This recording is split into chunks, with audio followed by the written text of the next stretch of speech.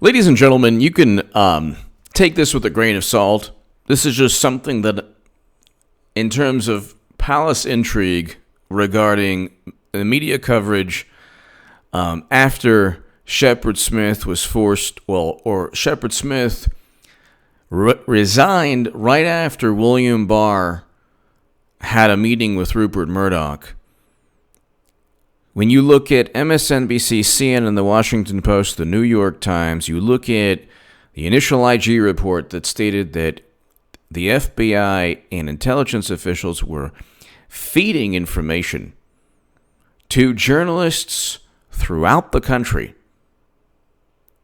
where even the Steele dossier was viewed as journalism, even though it was completely unverified, completely made up, and it was purchased by Trump's direct political rival to create and fabricate an investigation. When you look at everything in the context of what's taking place, with William Barr almost certainly telling Rupert Murdoch, hey, you know what? The IG report's coming out this Friday.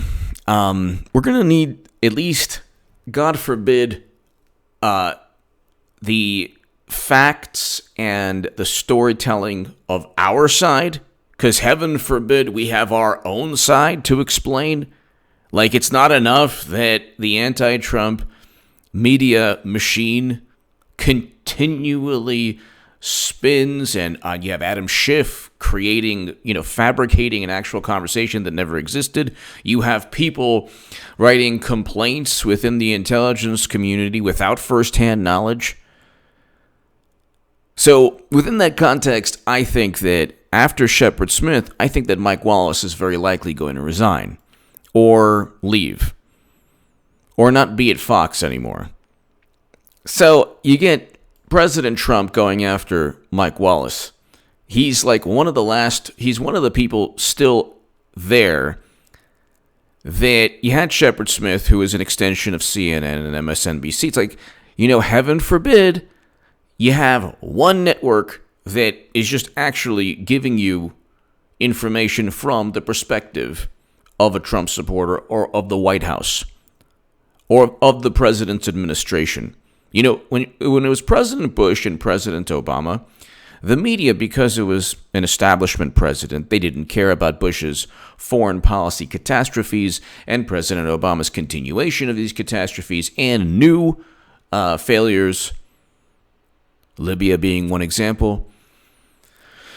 The coverage was generally favorable. The controversies were generally looked at as, we tried, we failed.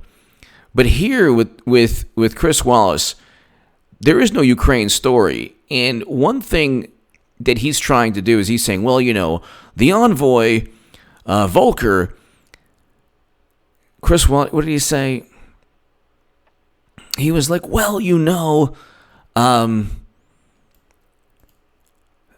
the testimony totally, really contradicts Giuliani and Trump. And Wallace noted that Volker repeatedly said that he does not believe that Joe Biden did anything wrong or that he was in any way affected by his son's finances. Why would you bring that up? Why would you bring that up? Who cares what? Where were the people? Where was Chris Wallace, or where was anyone at CNN or MSNBC? Where were they? Where was the plausible deniability? Where was the defense of President Trump? Where was the conflicts of interest? Where were the conflicts of interest? Was there a money trail? Because there is with Biden. There's a money trail. Millions of dollars. And the former vice president on video bragging about forcing another country to remove a prosecutor. It just so happens the prosecutor was looking into the corporation that was funneling millions of dollars to his son. Now, again, heaven forbid Chris Wallace looks at the statement of, well, the envoy said that there was no wrongdoing. Well, how does anyone know? If you don't have the, or there was no motivation or there was no incentive to help a family member, well, that's what's called a conflict of interest. A conflict of interest, generally, when you have somebody on video bragging about, and pretty overt quid pro quo, like, we're not going to give you $1 billion if you don't fire this prosecutor. If it was Trump or Kushner or Ivanka, because Trump's children are fair game. I mean, even Hollywood has lost their minds. If it was Trump and the tables were reversed, they would have no reluctance to go after Trump or his children. But Chris Wallace is an extension of CNN, almost always. Goes after Giuliani a couple weeks back. It was like a month and a half back. It's like, well, you were investigating a political opponent. It's like, no, he actually happened to be the vice president also. Not why does everything have to be from the vantage point and from the paradigm of the Democratic Party's chances in the upcoming election? Like, life does not revolve around Democrats winning. Sorry. There's something more to life than just Democrats winning. And they're the ones, by the way, who reached out to the Ukraine. That was in Politico. People who don't understand or like my work or vantage point, they're like, oh, well, you just make things up. No, I don't. I source it from Politico. You could look it up. Kenneth Vogel and David Stern, the article. And let's look it up right now. Okay? Here. Ukraine. It's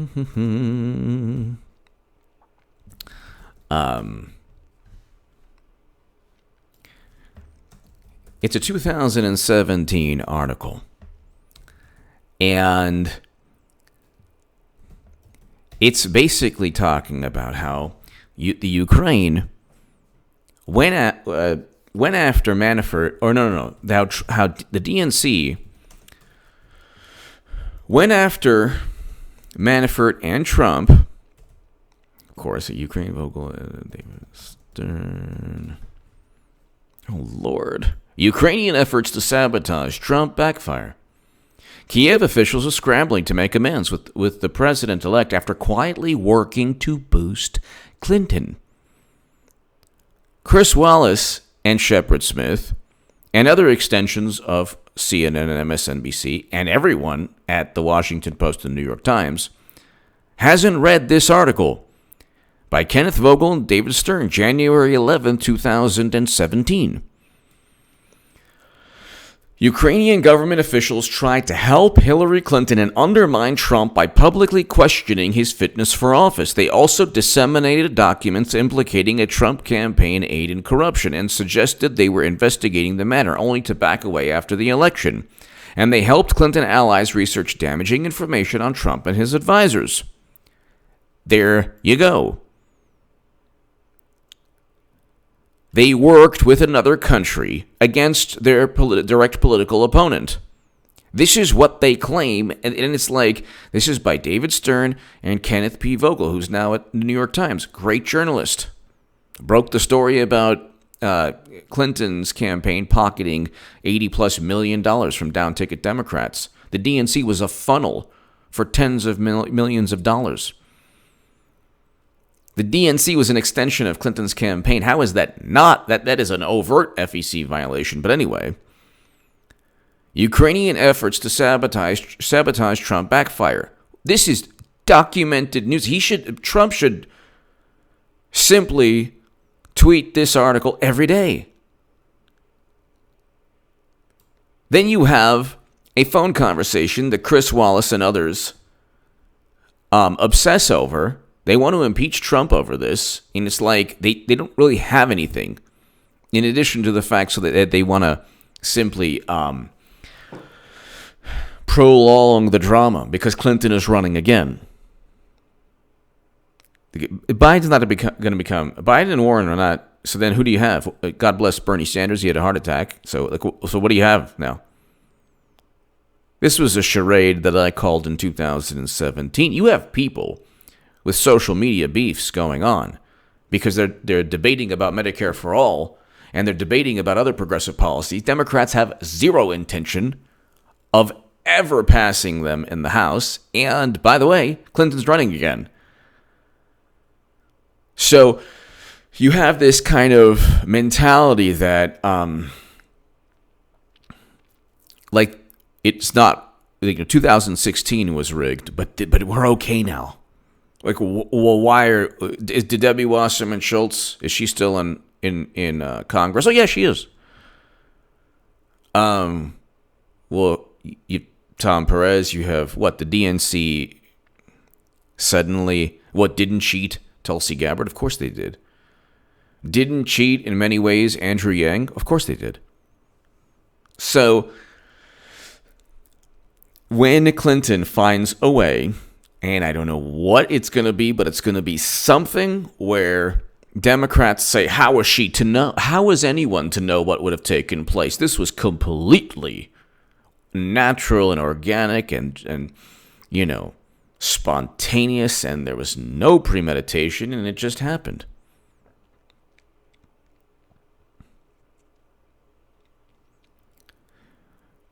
I think that Chris Wallace I don't see, I'm not making a firm prediction. I would say it's likely. That's what I put in the title. It's likely that Chris Wallace leaves because you're not going to, the Republican Party is the party of Donald Trump. That's it. And there are people like Jim Jordan, Matt Gaetz, Doug Collins, Congressman Devin Nunes. You have people who are more of the Trump-style Republicans who don't want Americans being the police of the entire planet.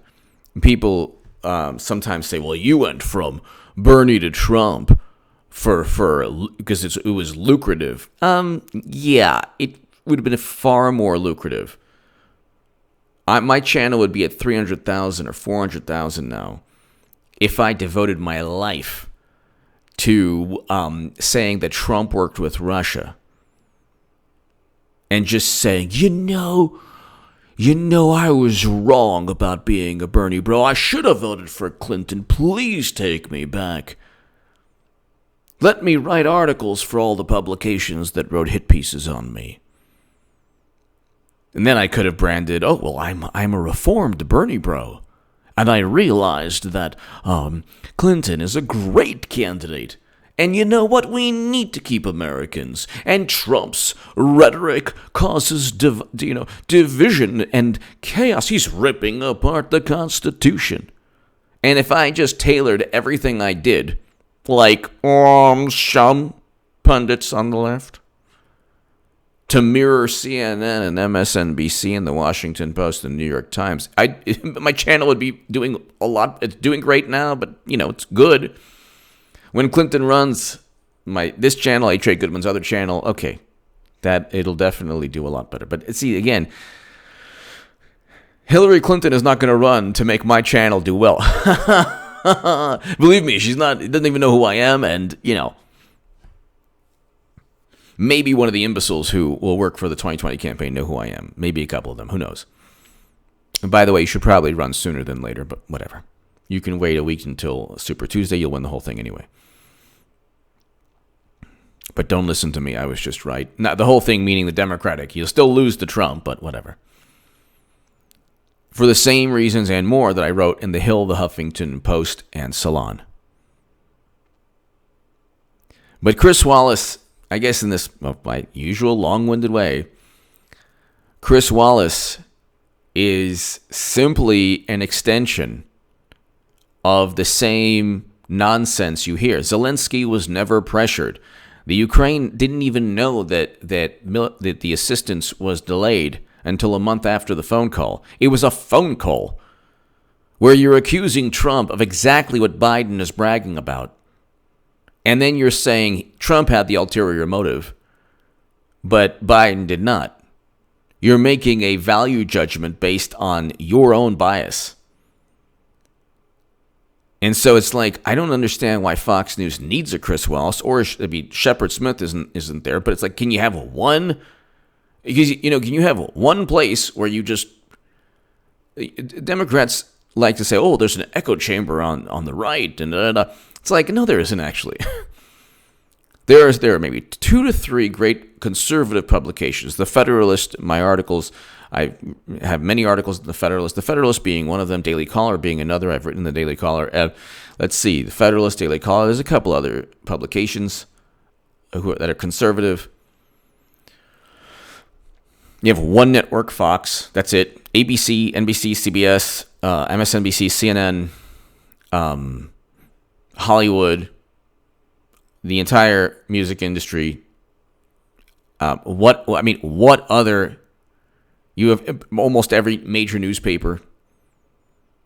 Everyone is, will be go Clinton again, and they'll lose again, and the whole thing will implode. And they'll finally realize, you know what? We've been on a sinking ship this whole time. Maybe Trump ain't so bad. So it's like, I think that after the conversation that that William Barr had with Rupert Murdoch, Shepard Smith resigning, Trump going after Chris Wallace, the fact that the IG report's going to come out, the fact that you're either going to have Chris Wallace not go after Trump, because it's not, this isn't like the height of, virtue and ethics to go after Trump for no reason, or because, CNN and MSNBC have yet another new controversy. They're not even impeaching him. It's like, how long does it take? Just have the vote. Oh, we have to gather evidence. So then where does the hyperbole meet reality? Before he worked with Russia to hurt Clinton because Russia hacked the DNC to inform the country that Bernie Sanders was cheated, thus giving Clinton the popular vote. These intelligence officials are sinister. They have lied about everything. There's no evidence of anything. The intelligence community their reports come with warranty disclaimers. They don't have any evidence. Like John Brennan said, I don't do intelligence, I do evidence. I don't do evidence, I do intelligence. It's all nonsense and lies. So it's like, I don't know what they're doing, but, the reality, ladies and gentlemen, is that you have a situation where the Trump's administration, through William Barr, rightfully went and said, look, you know what? Give us at least one network, just one. And I don't know. You either have Chris Wallace toning it down and, God forbid, maybe taking Trump's viewpoint on certain things. I mean, Trump's not wrong on everything. In fact, most of the major issues they're trying to level against him are fabricated. The Ukraine call it's nonsense. It's about, what they do is they always mask their own corruption within allegations of corruption against Trump, when in reality it's a phone call. There was no quid pro quo, and there's no letter saying Trump did this for his election chances, but they still assume that it happened. With Biden, there's millions. There's always a money trail with Democrats, whether it's the Steele dossier or Biden with the prosecutor. There's always a money trail. What, Uranium One, Platte River, Tato Inc. There's always a money trail. CrowdStrike. There's always a money trail. Where's the money trail with Trump? Because Manafort got indicted on things that happened years prior to the election. Where's the money trail? So it's just interesting. I wouldn't doubt. I think it's likely, although I'm not certain. So this isn't like Clinton running, because Hillary Clinton's running, and I'm the only person in all of YouTube to make this call since 2017. When she enters, it'll be Clinton is going to enter very likely. I don't know if it's going to be this way, but it'll very likely be a situation where Democrats will say, this was all spontaneous, and you know what? Thank God she's entering. And for all those people who said everything was premeditated, how was she to know, fill in the blank, whatever, I don't know, God forbid. I don't know. But it'll be like, it'll be like, coach, I busted my knee going into second. Who do we have? The Golden Moo-Moo's batting .227 with 13 errors and caught stealing 10 out of 10 times. Let's call her up. And then she's going to lose again. They're going to be like, what happened? It'll be what happened 25. There's going to be like a what happened 38, volume 38. Because she ain't stopped. Like 2024 is also, she's running. So people are like, she's not running. Well then, do you think Biden or Warren is going to win? Well, no. Well then, what's going to, this is the hilarious, this is how Democrats think. If you, like, they don't, how did she win the popular vote if Russia interfered? Short circuit. So, it's like, dude, Clinton is not running. Okay, do you think Biden's going to be nominee? Biden, no. You think Warren's going to be nominee? I don't see that. You think Bernie? Well, they cheated him in 2016. You think Klobuchar? Go, get real. So then why wouldn't Clinton run? Dude, she's not running. They're petrified. They're horrified and petrified. And it'll short, this is what'll happen.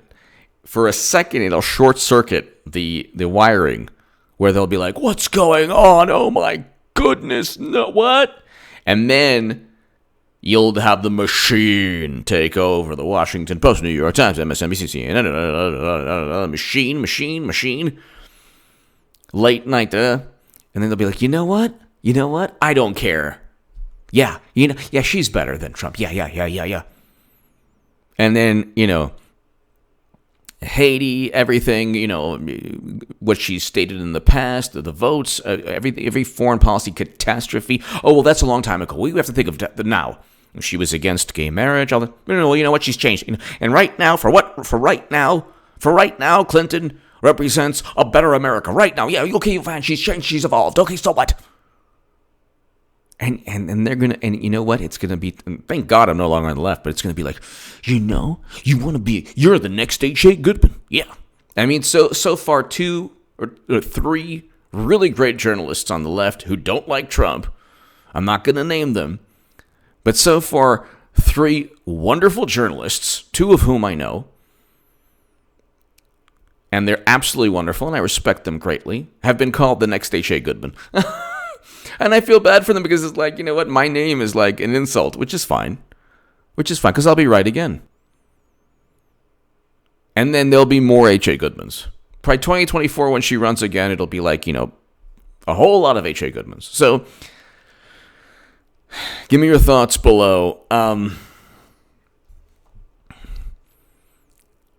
Here's something else I see. The media and the intel community. Yes, because, James Comey is like, walking his dog. John Brennan's, the oil or washing his car.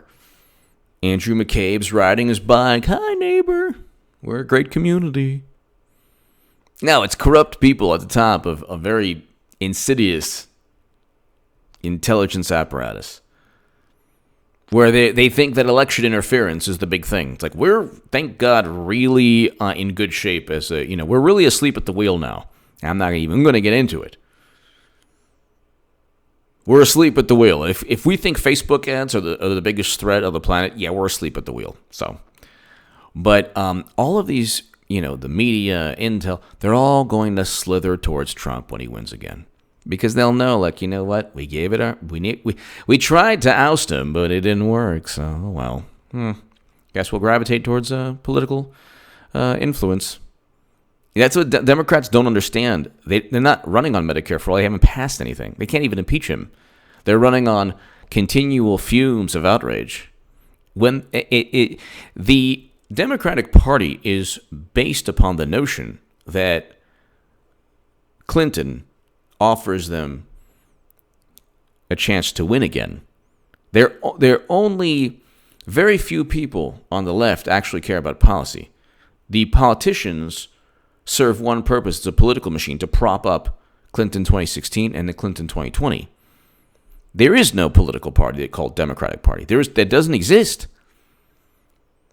And because they don't have any policies they're running on, because there's a resolution, not a legislation of a Green New Deal, and the AFL-CIO is against it. So their most ambitious policy objectives are also not feasible, and also anger their core constituents like unions.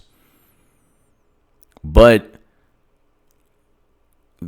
when they lose again, they'll realize, oh my God, what have we done? I'm hoping a whole lot of them will see things the way I do. They might not vote Trump, or they might not, but after Trump wins, they might not say, okay, well, I'm a Trump supporter now, but they might be like, oh my God, everything that H.A. Goodman was saying is true. This really is a machine. There is no Democratic Party. Oh my God. Anyway, give me your thoughts below. The world 1 year from now, people, is going to be very different from the world of today.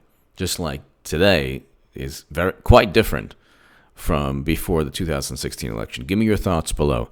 Thank you so very, very much. Check out H.A. Goodman's other channel right now. Thank you.